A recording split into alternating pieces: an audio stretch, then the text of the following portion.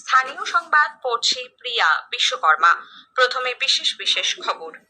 কাশ্মীরের পেহেলগাঁওয়ে পর্যটকদের উপর বর্বরোচিত হামলার পর 1960-এর সিন্ধু জল চুক্তি স্থগিত, ওয়াঘা আটারি সীমান্ত বন্ধ সহ একাধিক পদক্ষেপ নিয়েছে ভারত। পেহেলগাঁওতে নিহত পুরুলিয়ার ঝালদার বাসিন্দা মনীষ রঞ্জন মিশ্রের দেহ আজ রাঁচি হয়ে এ রাজ্যে ফিরছে। নিহত দুই বাঙালি পর্যটকের শেষকৃত্য ইতোমধ্যেই সম্পন্ন। এসএসসি চাকরিহারা শিক্ষক ও শিক্ষাকর্মীদের ধর্ণা অবস্থান আজ চতুর্থ দিনে পড়ল।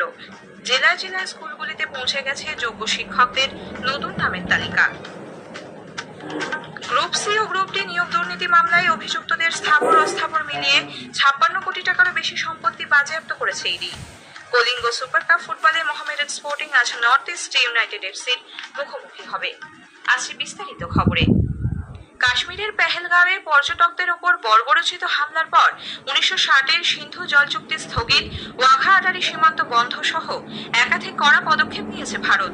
নতুন দিল্লিতে প্রধানমন্ত্রী নরেন্দ্র মোদীর বাসভবনে গত সন্ধ্যায় নিরাপত্তা বিষয়ক ক্যাবিনেট কমিটি সিসিএস-এর বৈঠকের পর সাংবাদিকদের বিদেশ সচিব বিক্রম মিশ্রি জানান, পাকিস্তানিদের জন্য সমস্ত বিষয়ে প্রধানমন্ত্রী মুদ্রা যোজনার 10 বছর অনুষ্ঠানে অংশ নিচ্ছেন ভারতীয় স্টেট ব্যাংকের অ্যাসিস্ট্যান্ট জেনারেল ম্যানেজার অভিষেক কুমার এবং ম্যানেজার সচেত রায়। অনুষ্ঠানটি শোনা যাবে আজ রাত 8:30টায় সঞ্চয়িতা প্রচার তরঙ্গে। সঞ্চালনায় সন্দীপন দাশগুপ্ত। স্থানীয় সংবাদ শুনছেন আকাশবাণী কলকাতা কেন্দ্র থেকে। আমাদের সংবাদ শোনা যাচ্ছে। গ্রুপ ডি নিয়োগ দুর্নীতি মামলায় অন্যতম অভিযুক্ত প্রসন্ন রায় ও তার সহযোগীদের স্থাবর অস্থাবর মিলিয়ে 56 কোটি টাকারও বেশি সম্পত্তি বাজেয়াপ্ত করেছে ইডি। এই নিয়ে এখনো পর্যন্ত নিয়োগ দুর্নীতি মামলায় প্রায় 610 কোটি টাকার সম্পত্তি বাজেয়াপ্ত করা হলো। গতকাল এক্স হ্যান্ডেলে ইডি জানিয়েছে, নামে বেনামে এসব সম্পত্তি কেনা হয়েছিল। এর মধ্যে রয়েছে জমি, ফ্ল্যাট, ভিলা, ব্যবসায়িক প্রতিষ্ঠান ইত্যাদি। উল্লেখ্য, প্রসন্ন রায় বর্তমানে জামিনে মুক্ত। আরজি করে তরুণী বিজেডি চিকিৎসকের ধর্ষণ ও খুনের ঘটনায় কলকাতা পুলিশের কেস ডায়েরি, সাক্ষীদের তালিকা, ইনকোয়েস্ট ও ময়নাতদন্ত রিপোর্ট গতকাল বিচারপতি তীর্থঙ্কর ঘোষের কাছে জমা পড়েছে। ঘটনার পুনরায় তদন্তের আবেদন জানিয়েছেন অবহায় পরিবার। সেই মামলার শুনানিতে সিবিআই এর তরফে deputy solicitor general Rajdeep Majumdar এই রিপোর্ট পেশ করেন। 29 এপ্রিল মামলার পরবর্তী শুনানি। সিবিআই এর তদন্তে একাধিক অসঙ্গতি রয়েছে বলে দাবি করেছেন নির্যাতিতার বাবা। মাস হয়ে গেছে প্রায়, আমরা বিচার পাইনি এবং বিচার পাওয়ার অপেক্ষায় রয়েছি। কোর্টের দিকে তাকিয়ে আছি। এখন সিবিআই তো কোনো কাজ করছে না, আপনারা দেখতেই পেলেন কোর্টের মধ্যে। আমরা যেগুলো বললাম ওরা সঙ্গে কাটিয়ে দেবে। বিচারের যে বার্তা দীর্ঘ এবং তারা আমাদের অপেক্ষা করতে হবে, সেটা আমরা ভালোই বুঝতে পারছি। পশ্চিম মেদিনীপুরের গোয়ালতোড়ে আরও 100 মেগাওয়াট সৌর বিদ্যুৎ কেন্দ্র তৈরির সিদ্ধান্ত নিয়েছে রাজ্য সরকার। মন্ত্রিসভার বৈঠকের পর গতকাল রাজ্যের মন্ত্রী মানস ভূঁইয়া বলেন, পরিবেশ বান্ধব বিদ্যুৎ উৎপাদনে বিশেষ গুরুত্ব দেওয়া হচ্ছে। এই প্রকল্পের জন্য মোট খরচ ধরা হয়েছে 680 কোটি টাকা। এর 30% অর্থাৎ 205 কোটি টাকা ব্যয় করবে রাজ্য সরকার। বাকি অর্থের যোগান দেবে একটি জার্মান সংস্থা। আগামী 30 এপ্রিল দীঘায় জগন্নাথ মন্দিরের উদ্বোধনী অনুষ্ঠানকে কেন্দ্র করে 100-র বেশি সিভিক ভলান্টিয়ার নিয়োগের সিদ্ধান্ত মন্ত্রিসভার বৈঠকে গৃহীত হয়েছে।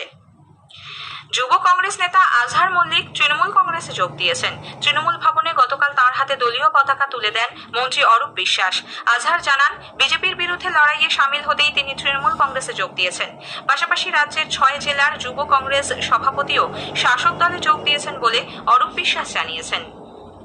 উত্তর ও উত্তর পশ্চিম দিক থেকে আসা শুষ্ক বায়ুর প্রভাবে দক্ষিণবঙ্গের বিস্তীর্ণ এলাকা জুড়ে আগামী কয়েকদিন তাপপ্রবাহ ও অস্বস্তিকর আবহাওয়া বজায় থাকবে। আলিপুর আবহাওয়া দপ্তরের পূর্বাঞ্চলীয় প্রধান সোমনাথ দত্ত আকাশবাণীকে জানিয়েছেন, পশ্চিমের জেলাগুলিতে আজ কমলা সতর্কতা জারি থাকছে। তাপমাত্রার পারদ আরও 2 থেকে 3 ডিগ্রি বৃদ্ধি পেতে পারে। এদিকে তাপমাত্রার ঊর্ধ্বগতির প্রেক্ষিতে চিড়িয়াখানার পশু পাখিদের জন্য নেওয়া হচ্ছে বিশেষ ব্যবস্থা। একটি প্রতিবেদন। তাপমাত্রা প্রায় 40 ডিগ্রি ছুঁই। এই পরিস্থিতিতে চিড়িয়াখানার পশু পাখিদের জন্য নেওয়া হয়েছে বিশেষ ব্যবস্থা। আলিপুর চিড়িয়াখানার বায়োলজিস্ট সাম্য বসু জানালেন, বড় স্তন্যপায়ীতে যেমন সবসময় যাতে জল থাকে, ভেতরে ওদের যে কাদা জায়গায় পড়া, জলের জায়গায় পড়া, সেগুলোতে সবসময় যাতে ওরা যেমন কন্ট্যাক্ট থাকতে পারে বা অন্য প্রাণীদের যাদের প্রয়োজন আছে সেই অনুযায়ী তাদের বন্দোবস্ত করা আছে।